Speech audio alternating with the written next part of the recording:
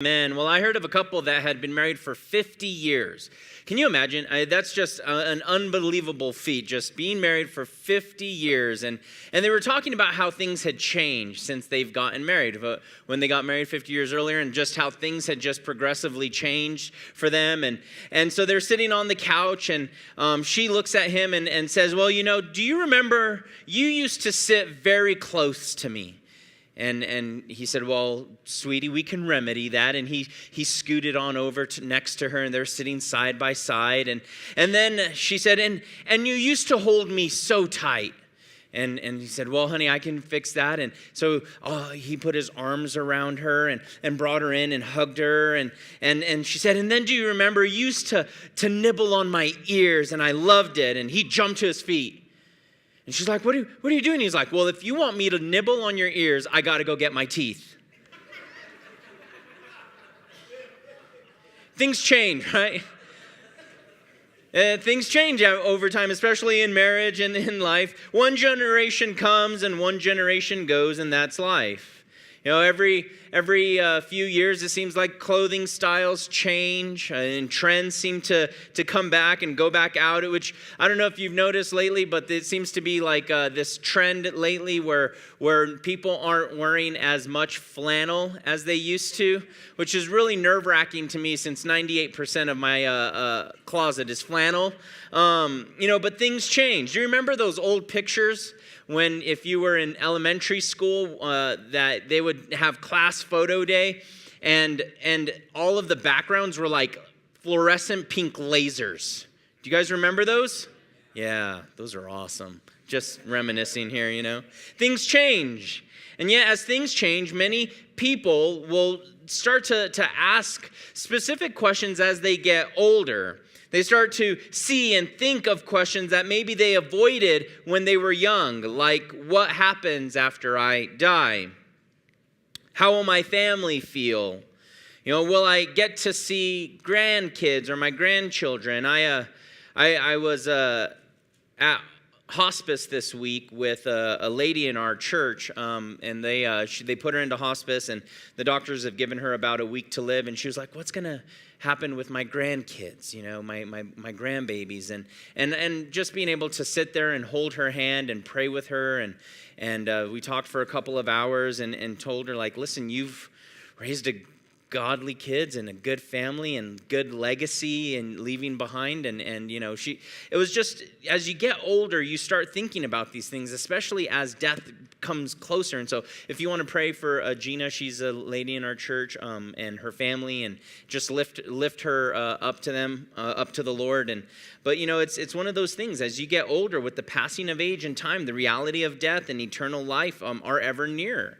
Things change. It's like what one person said, by the time a person gets to greener pastures, he can't climb the fence.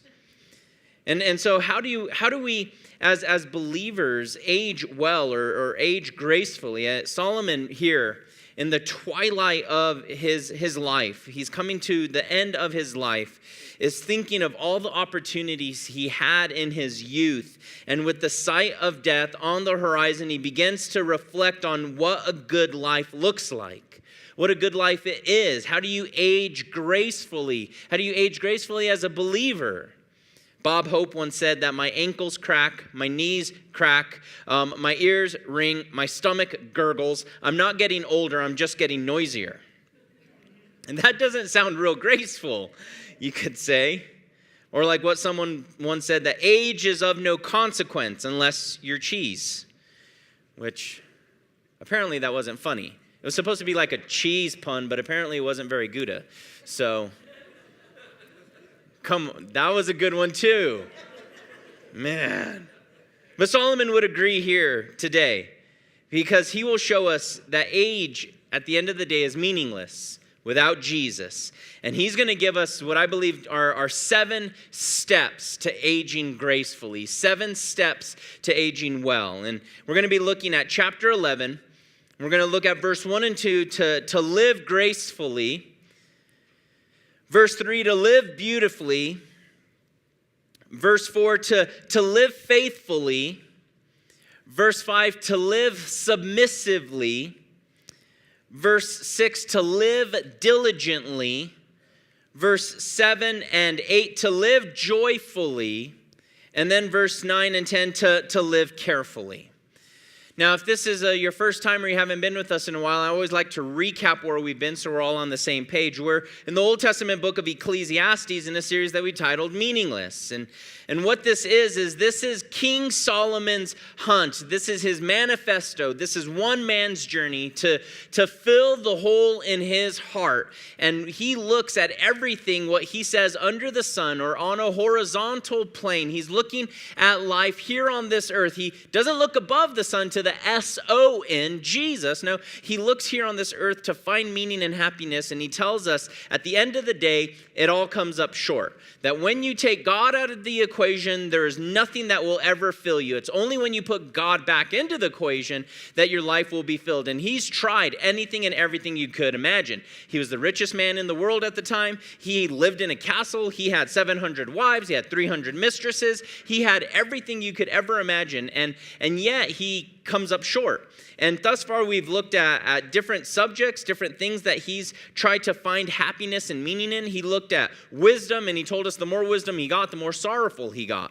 He looked at time. He looked at money. He looked at relationships or companionship. He looked at authority. He looked at the heart and the issues of the heart. And now Solomon gets closer to bringing his manifesto to an end, the search of meaning in this life, and he looks at age. And he looks at aging gracefully, looking at all that he's written, the realities of life, death on the horizon, kind of he's still a little bit jaded, a little bit sad about life. And he looks at how can I have joy in the face of aging and death. And in that, we'll see that aging is meaningless without Jesus. So notice our first point. To live gracefully. How do we age gracefully? By living gracefully. Chapter 11, verse 1 and 2. Cast your bread upon the waters, for you will find it after many days. Give a serving to 7 and also to 8, for you do not know what evil will be on the earth. Solomon gives a couple of illustrations through this chapter, but this first one, he's giving an illustration of a merchant.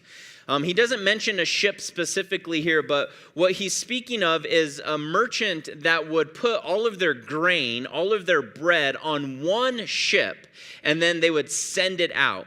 And what would typically happen if you did all that, what you're doing is, in essence, putting all of your bread in one basket, all of your eggs in one basket. And the problem with that is if you sent that ship out and it got robbed by pirates or hit a storm or hit a reef or something bad happened to it, all of your grain, all of your income, all of your bread would be sunk to the bottom of the ocean. And so he says it's better to divvy it up between 7 or 8 different ships so that if one goes down, you still have a whole lot of other ships around to deliver the goods. And so the idea of casting your bread upon waters or possibly sending your grain out on ships, Solomon was a guy that was very much so involved in trade and so on. And it could be months or years before you would see the return on that grain. And so it would take faith and patience. And so my thought line in this is, as you look at life, casting your bread upon waters, to live your life gracefully and not be so concerned with hoarding everything and keeping it to yourself. When I think about someone that's casting their bread or grain upon waters, I think about maybe an older gentleman who is strolling around a park in the afternoon and he sees a pond and he has some bread with him. And what's the first inclination when we have bread around a pond and there's ducks and birds around? We want to feed them. And you cast your bread upon the water so that the ducks can eat the bread. Or if you have your kiddos with you and you see a bunch of like pigeons or birds around, every time we go out to eat and we want to sit on the patio, because my wife likes to sit on the patio, and she wants to sit in the sun and be out there. And I'm like, why are we sitting? It's 100 degrees outside. Why are we sitting out here? My kids will inevitably take some of their food and throw it on the floor, and then birds will come, right? It's that kind of carefree attitude. To live your life gracefully. That's the idea. Instead of hoarding things and keeping it all in one basket and putting it all in one place, to spread it out. To live your life gracefully. To spread it out and spread the wealth. To let it go, as the great theologian Elsa once said. To put it away from ourselves so that others might benefit from it. Now, this is the opposite of our natural instinct, isn't it? Our instincts are to protect, to hoard, to keep it, to hold on to it. How many of us have stuff in our basements that we haven't seen in like 10 years? Yes. And you're like, well, you know what? I moved 3 years ago, so I saw it 3 years ago. But you didn't even unpack the box. It's still there, right? We have storage units because we want to put it together. We want to keep it all. How many of us, when we get hurt, we build up walls? We don't trust. I think so many times we're so used to just keeping it all and hoarding it to ourselves rather than spreading it out and casting our bread upon waters. Just think of that gentleman that's there feeding the ducks. He has no cares, no worries in the world, just enjoying the afternoon in the park, casting his bread upon the waters. And so I would say, don't put all your eggs into one basket. Death is inevitable. Solomon's going to tell us at the end of this chapter, at the end of the day, we are all going to die. So send your cargo out onto 7 or 8 ships so that you might see an investment. Don't let your foolishness hold you back, but rather allow grace to operate in your life to move you forward. Notice our second point, if we want to age well, verse 3, we should live beautifully. He says, if the clouds are full of rain, they empty themselves upon the earth. And if a tree falls to the south or the north, in the place where the tree falls, there it shall lie. Remember, Solomon wrote the book of Proverbs. And so a lot of these, especially these last couple of chapters, are very proverb-like in nature. They're very kind of one-statement type of sayings. And so he speaks on the idea of if a clouds are full of rain, they empty themselves on the earth. And if a tree falls to the south or north, well, that's where it falls. It's kind of like a duh statement, right? It's like, duh, yeah. If a tree falls, that's where it's going to fall. Yes, okay. But I believe what Solomon is speaking here on is to live your life beautifully, to live your life in a way that brings glory and honor to the Lord. He says if the clouds are full of rain, they empty themselves upon the earth. I grew up for the most part in New Mexico, and in New Mexico they would have these amazing storms that would just roll on through. And sometimes you see them here where maybe like a storm will roll on over from the hogback in the mountains, and you can just see them off in the distance, and it's just cloudy and there's lightning. But if you're sitting on the back porch and it's way far away, you can smell the dirt in the air. You can smell the rain coming, and it's a beautiful smell. It's a beautiful smell. It's a beautiful scenery to look at. And so what he's speaking of is sometimes, man, some things are always changing. Some things are always around you. And yet, at the same time, these trees fall, and some things are always permanent. And both can be beautiful. The storm off in the distance can be a beautiful thing. The tree that is lying there will eventually rot, and new things will grow up and out of it. And I think about that relating to us spiritually. Our past, for instance, cannot be changed. It's landed where it's landed. And yet the present is still available to us to seize the opportunity. So my thought line to you is to bloom where you're planted. Where God has called you to bloom there.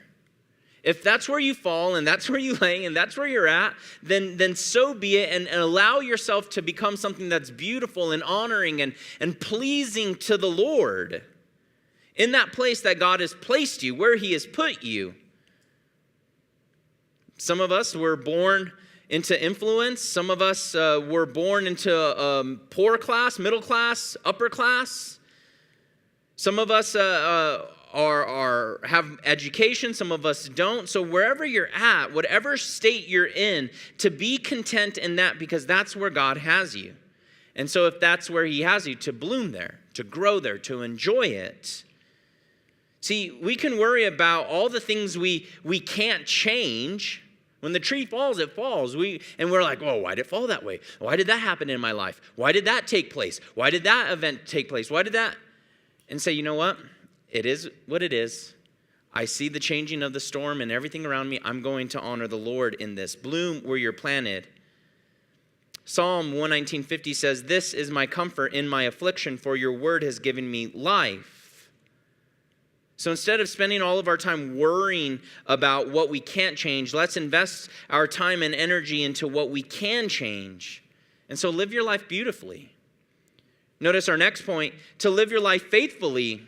If we want to age well, to live faithfully, verse 4, he who observes the wind will not sow, and he who regards the clouds will not reap.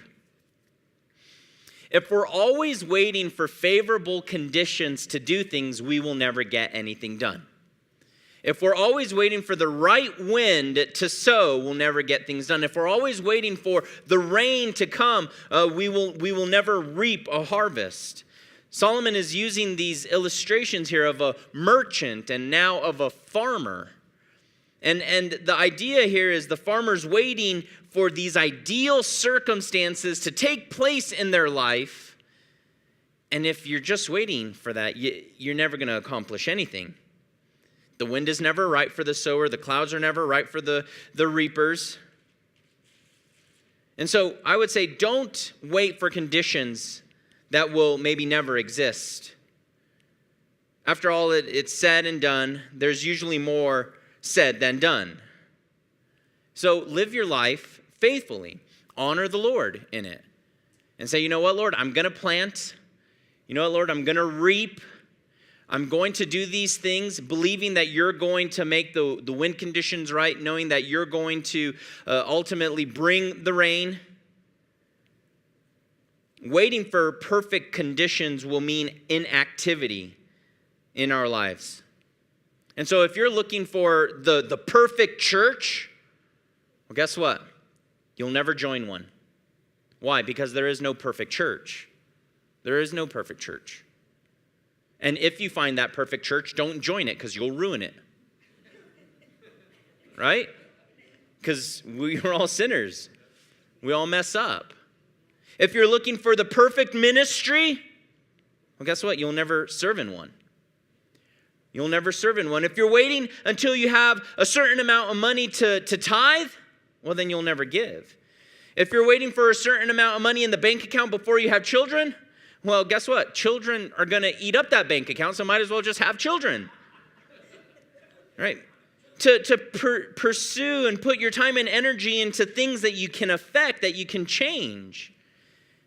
And to live your life in that manner, to live faithfully, to say, you know what, Lord, I'm going to honor you in this. I don't necessarily care to clean toilets, but I will clean toilets if that's what you want me to do, and I'll just get plugged in here and not wait for the right conditions, but not knowing that cleaning toilets in the cleaning ministry might lead you to bump into someone who gets you plugged into children's ministry or gets you plugged into another ministry. And so live your life faithfully. Don't be fearful of the wind, use it. Don't be fearful of the clouds, use them. Let the rain soften the soil. Notice our next point, if we want to age gracefully, to live our life submissively to the Lord. Verse 5, as you do not know what is the way of the wind, or how the bones grow in the womb of her who is with child, so you do not know the works of God who makes everything. What he's saying is, at the end of the day, we don't know how God works. We don't know how God operates. We don't know whether God wants us to do this or this or this or this or this. So at the end of the day, live your life submissively to him.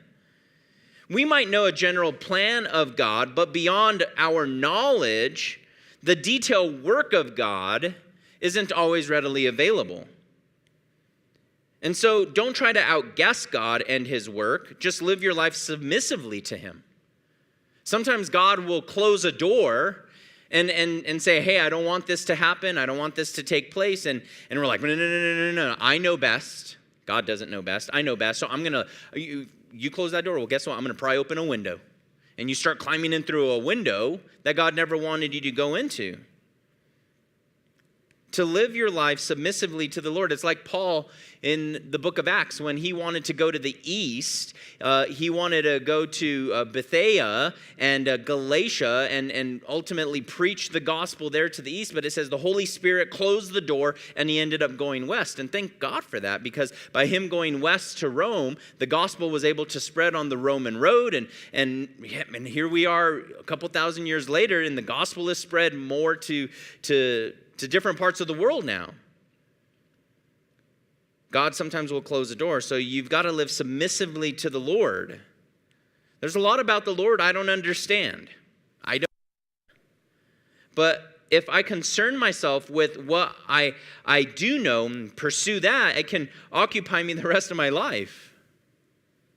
Now, I don't understand how gravity works, but I'm not going to go jump off a cliff. I don't understand how an airplane takes off and lands and the engines and turbulence and tails and all kinds of... I don't understand it. You're like, obviously you don't understand it.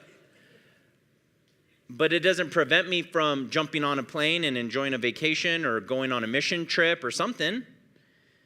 And so why do we feel like we have to have everything figured out with God in order to do what God tells us to do? We don't. I'm okay with the mystery. To honor him, to live submissively. If you want to age gracefully, listen, I can tell you, and a lot of brothers and sisters in our church will tell you, the more you submit to God, the better you are off in life. The more you honor him, the more you live for him. Because he will lead you in places that will prevent you from a whole lot of harm. Notice our next point, to live diligently. Verse 6, he says, in the morning sow your seed, and in the evening do not withhold your hand. For you do not know which will prosper, either this or that, or whether both alike will be good. He's speaking of a farmer here sowing the seed. And he says, hey, in the morning, sow the seed. And at night, don't withhold your hand, meaning don't not sow the seed. Continue to sow the seed. Most farmers would sow the seeds in the early morning or usually at twilight or dusk when typically the winds have died down usually. The wind would not be as crazy in the morning or right before the sun goes down. And so you have a better chance of your seed staying in the place where you scattered it. And so he says, you never know whether that seed that you scattered in the morning or that seed that you scattered at night, which one of those is going to be the one that is going to bring the crop or yield a crop for you. And so do both. Do your best. Work diligently. Let God take care of the rest. It's like the story of that Jesus gave of the widow and her 2 mites. Do you remember you had all these guys that were giving and they were tooting their own horn, blowing their own trumpet. Look at how much I'm giving, ha ha, and putting it into the basket in the temple. And here comes this lady that only had 2 mites, and she takes it and she drops it in the coffers, and that was it. To the unassuming eye, these guys look like they gave the best, but this lady actually gave all that she had. And the Lord said that she got the bigger reward because God loves a cheerful giver. And ultimately, her mites were just maybe a drop in the bucket. But with God's secret fertilizer, that mite grew to be more than any who had given before. Ralph Waldo Emerson said, there is no limit to what can be accomplished if it doesn't matter who gets the credit. And so Solomon tells us, man, go scatter your seed in the morning and at night. Don't withhold the hand. Whatever the case might be, God is going to be the one that's going to give the increase. You don't know which one will prosper. And they could both come out good. So live your life diligently. If you want to age gracefully, live your life diligently. Work hard. Do the things that are honoring to the Lord.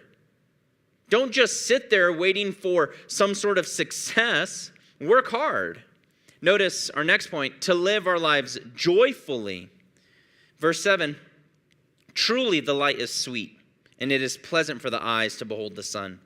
But if a man lives many years and rejoices in them all, yet let him remember the days of darkness, for they will be many. All that is coming is vanity.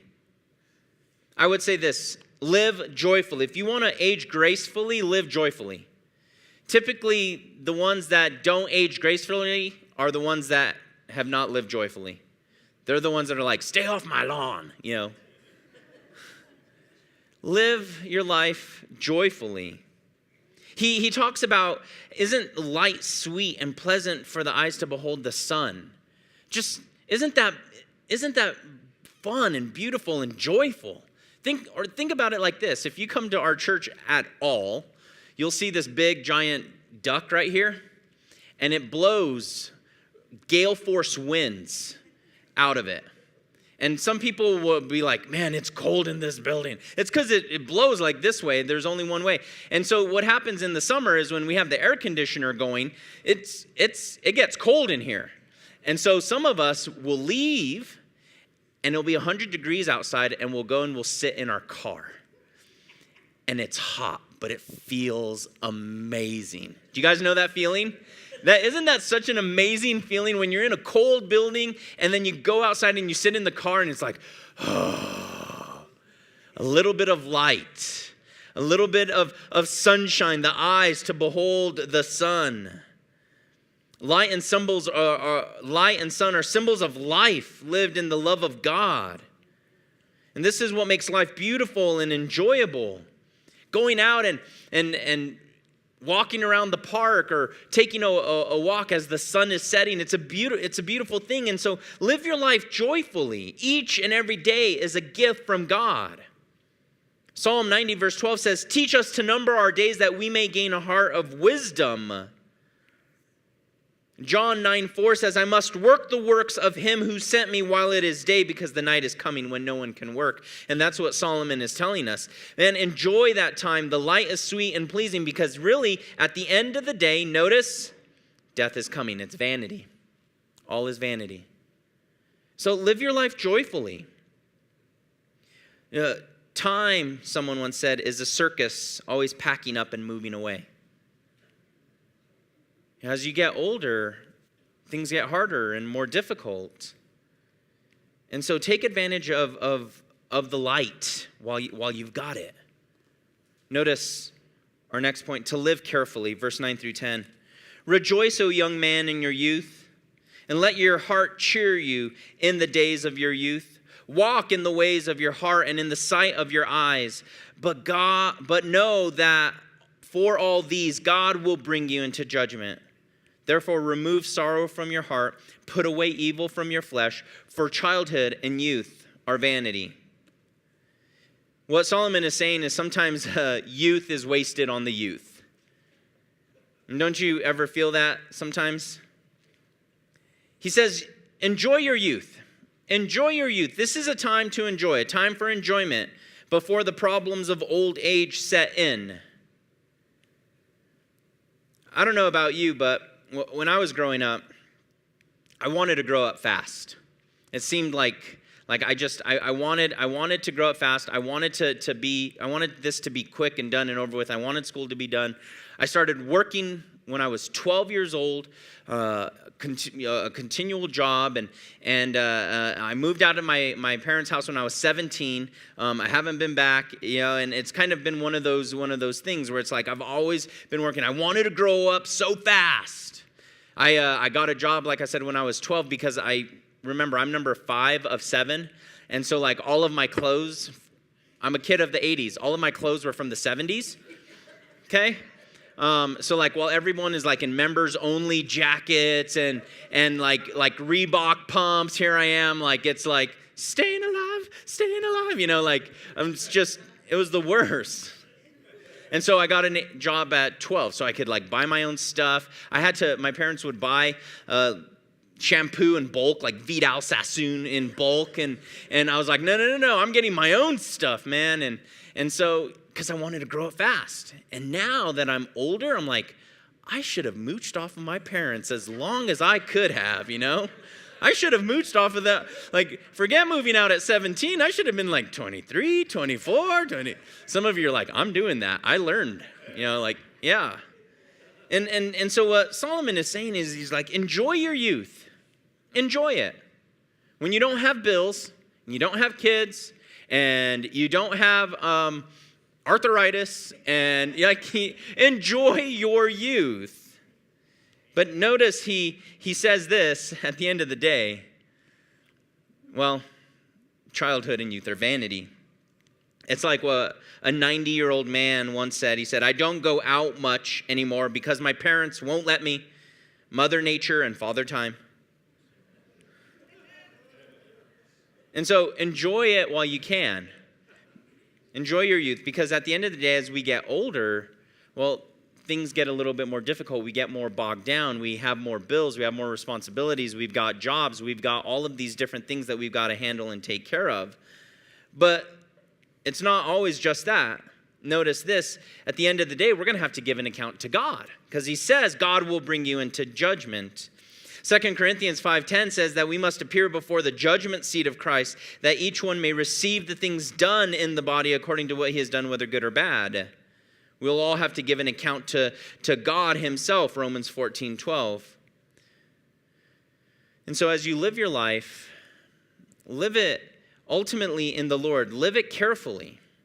Enjoy your youth, yes, but walk carefully in the Lord. Solomon is reminding us as he's looking at life and showing us, man, that you're young and yet you're old. And most people don't choose to live their lives like this, but to live their life gracefully and beautifully and joyfully and diligently and carefully. That type of living with God and convictions in your younger age, in your youth, will serve you as you get older. I'll tell you, I know a lot of people in our church, a lot of Christians, then they'll tell you this, that they wish they would have given their lives to Jesus at a much younger age. Why? Because it would have prevented a whole lot of heartache in their lives. It would have prevented a whole lot of heartache in their lives. It would have prevented a whole lot of, it would have saved them a lot of money. Because of medication and counseling.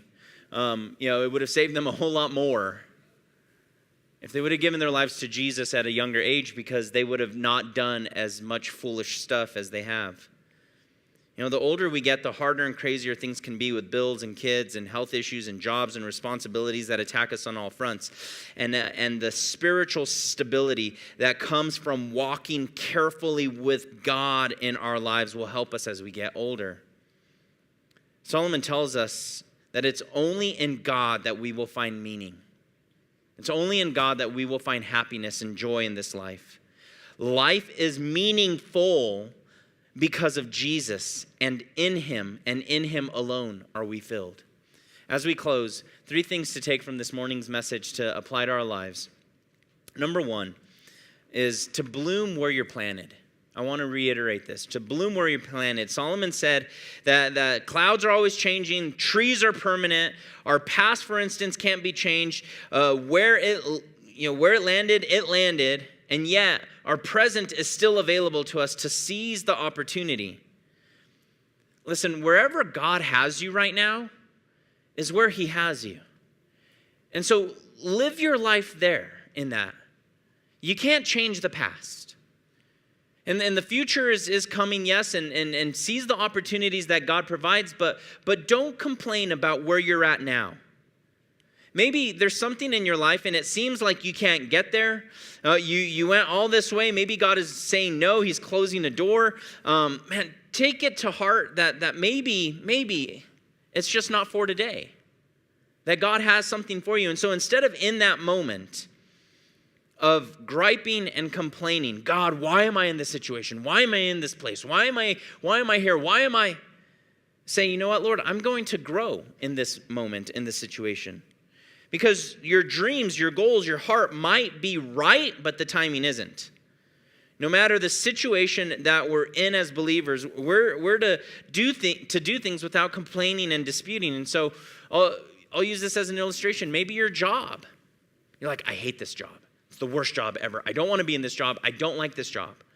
Instead of complaining about that job, why don't you use this time to learn and grow in that job? To say, Lord, I'm going to honor you in this job. I'm going to walk and live for you in this job. I'm going to work for you, Lord, in this job and not my boss in this job. I'm going to make the most of my moment here and now because the tree is laying. I might as well allow some flowers to grow from this tree. You know, if you're single, use this time to honor the Lord. Honor the Lord in this and say, you know what, Lord, my desire is to be married, but right now I'm single. And so in the moment and in the midst of this, I'm going to bloom where I'm planted. I'm going to honor you. I'm going to live for you. I'm going to keep myself pure in you. I'm going to be the best man I can be. I'm going to make me a man after your own heart in this time so I can grow in you so that I can be the right type of husband you want me to be when it's time for me to be married. Or the same if you're a woman and to say, Lord, I'm going to be the best type of a wife you want me to be. I'm going to honor you right here, right now so that when you bring me that husband, I can honor you and live as a good wife in you. And then you get married and make up for lost time. Enjoy your spouse then. But right here, right now, maybe you bloom where you're planted. Bloom where God has you. Bloom, stay the course. Number 2, age is never an excuse. Age is never an excuse. Solomon's intention is to remind us in this section that today is the day to love the Lord and live for him and serve him if you want to age gracefully. Age is never an excuse. Whether you're 85 or whether you're 15, listen, we live in a culture that loves excuses. We love excuses, why we can't or can't do anything. And we like things like, oh, I'm too young, or I'm too old, I don't have the right words, or I haven't been a Christian long enough, or I've been hurt, or I've been wounded, I don't want to get plugged in, I don't want to do anything, God can't use me, I've been divorced.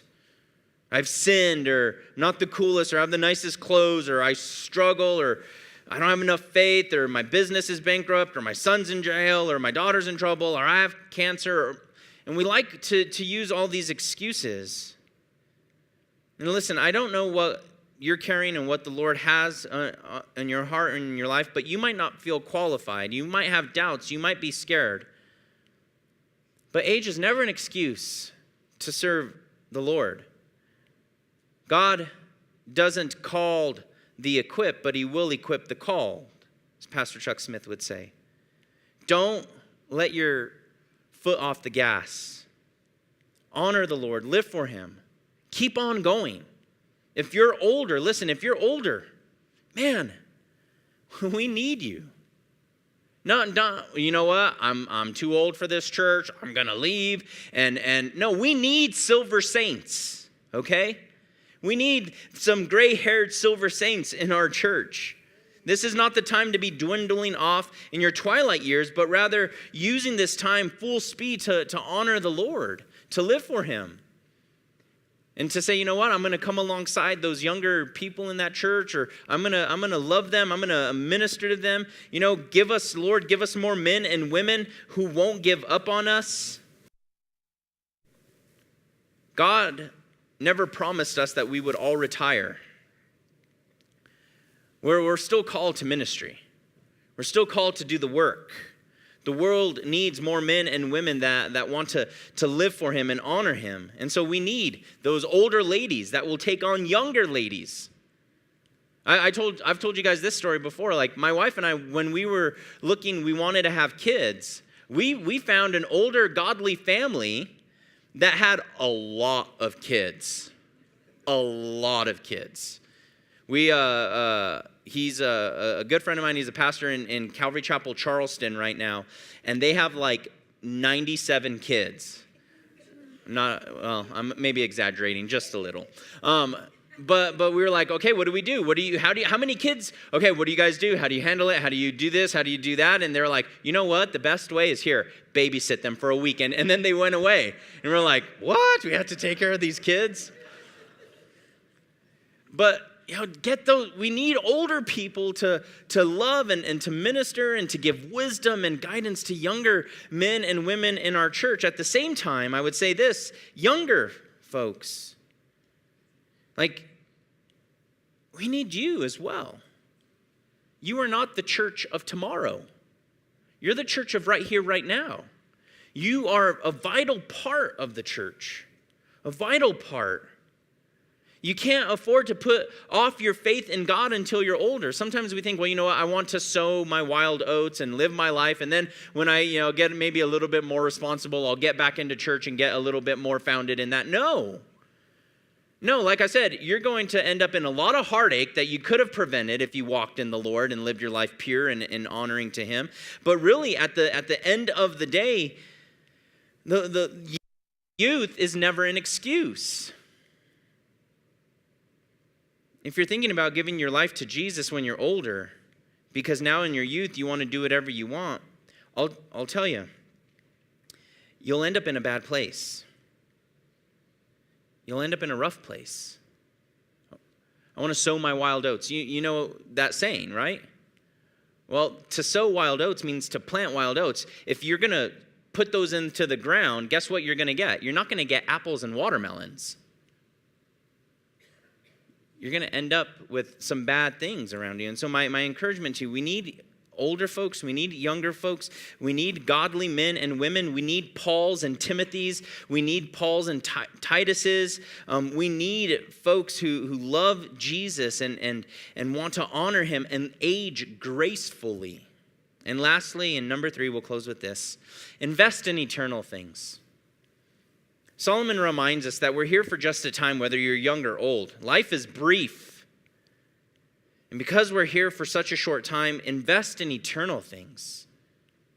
How many of us get so caught up in things that don't matter? And just think about that. We get so focused on our career that 20 years goes by and we haven't spent a whole lot of time with our family or our kids, or we get so focused on our car and making it look cool and nice that, or our bank account or whatever it might be. Flash forward 100 years from now, where will that car be? Where will that bank account be? Who's going to spend all your hard-earned money? Or are you passionate about the things of God, eternal things? Matthew 6:19 says, don't lay up for yourself treasures on earth where moth and rust destroy and thieves break in and steal, but rather lay up for yourself treasures in heaven where neither moth nor rust destroy and thieves cannot break in and steal. We have to guard ourselves against focusing our lives around our houses and furniture and cars and land and buildings and stocks and bonds and all the things that make up security and wealth here on earth, because nothing on this earth is secure and nothing on this earth lasts forever. Everything is aging. Everything is dying, everything is wasting away, and everything is decaying. All of it is corruptible and temporary. And what Jesus wants from every one of us is for us to center our lives around Him and heaven and eternal things, because that's what matters. He's the only one that can bring meaning to our lives, because at the end of the day, age is meaningless without Jesus. Let's pray. Heavenly Father,